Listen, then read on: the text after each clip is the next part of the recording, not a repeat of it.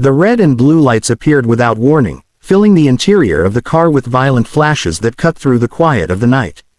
Colonel Daniel Hayes eased his foot off the accelerator and pulled over to the side of the road, gravel crunching softly beneath the tires. He exhaled once, slow and controlled, and placed both hands on the steering wheel where they were clearly visible. The engine clicked as it cooled, and the silence that followed felt heavier than the darkness outside. Hayes had driven these kinds of roads in other countries, places where a traffic stop could turn dangerous in seconds. Habit guided him now, window down, hands visible, no sudden movements. His face remained neutral, calm in the way only long training could teach. He watched the officer approach in the side mirror, noting the stiff shoulders, the aggressive stride, the hand already hovering near the weapon. "License and registration," the officer snapped, not bothering with a greeting. "Yes, officer," Hayes replied evenly. He moved slowly, deliberately, narrating his actions the way he had taught younger soldiers to do. "I'm reaching for my wallet now." The officer's eyes never left him. Hayes handed over his documents and waited. The officer studied the license, then looked up again, his expression tightening instead of easing. "Step out of the vehicle," the officer said. Hayes blinked once, surprised but composed.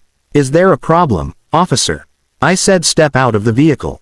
Now, a second patrol car pulled in behind the first, lights flashing. Then a third. Hayes noticed the way the officer's jaw clenched, the way authority seemed to swell with an audience. Slowly, carefully, Hayes opened the door and stepped onto the pavement, keeping his hands where they could be seen. Before he could fully straighten, rough hands pushed him forward. His chest hit the hood of the car, cold metal pressing through his shirt. One wrist was yanked behind his back, then the other.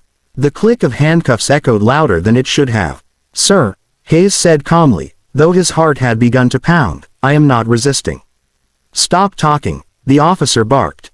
Hayes stared at the paint on his own hood, breathing steadily, fighting the surge of disbelief rising in his chest. Years of service, countless missions, medals earned under fire, and here he was, pinned like a criminal on a quiet suburban street.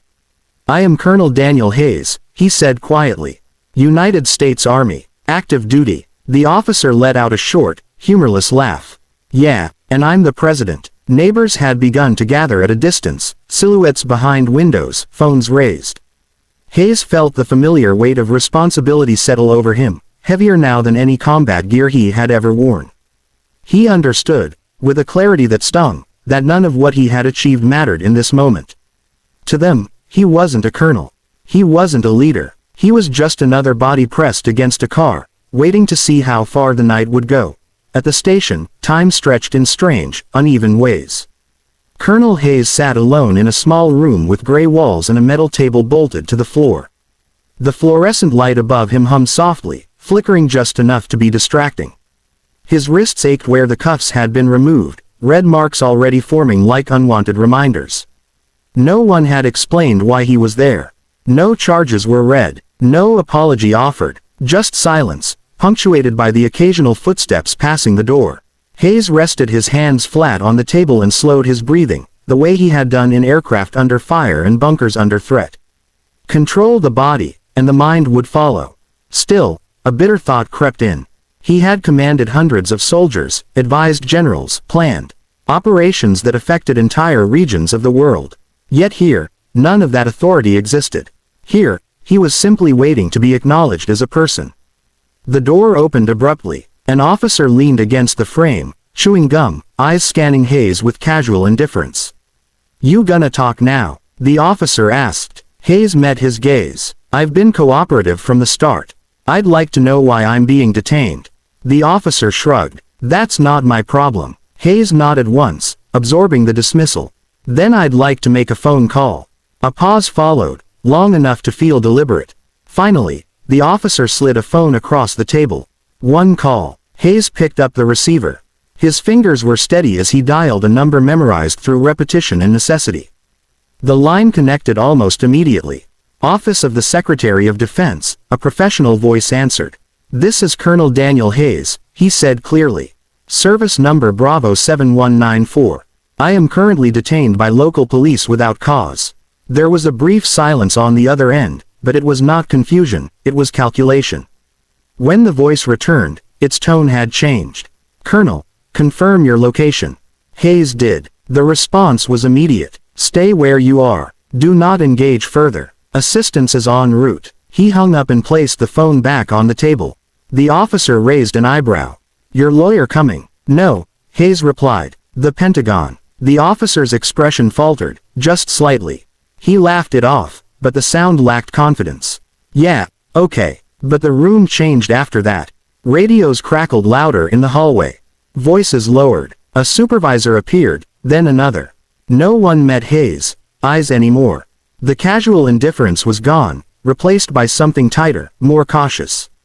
15 minutes later, the door opened again. This time, a man in a dark suit stepped inside, badge clipped neatly at his waist. He surveyed the room, then focused on Hayes. "Colonel Hayes," he said respectfully. "Sir, I apologize for the delay." Behind him, officers stood rigid, suddenly aware of posture and protocol.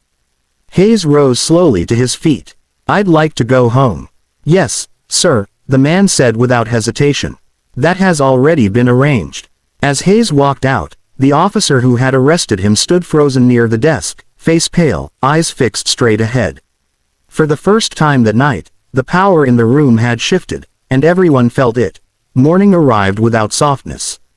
The sky was a pale, indifferent gray as Colonel Hayes sat in the back seat of the unmarked vehicle, watching the city wake up.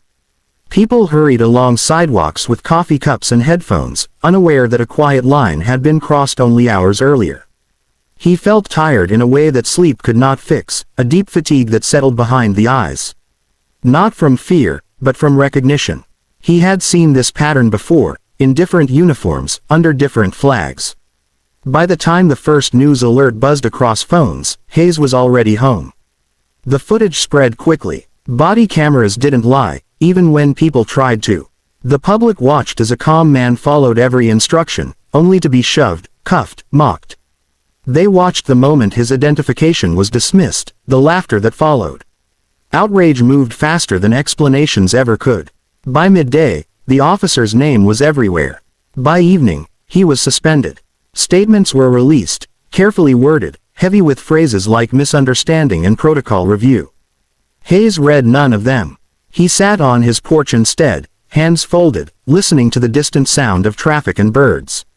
He thought about the young soldiers under his command, many of whom had faced similar moments without cameras or phone calls to make the night stop. When he finally agreed to speak, it was brief.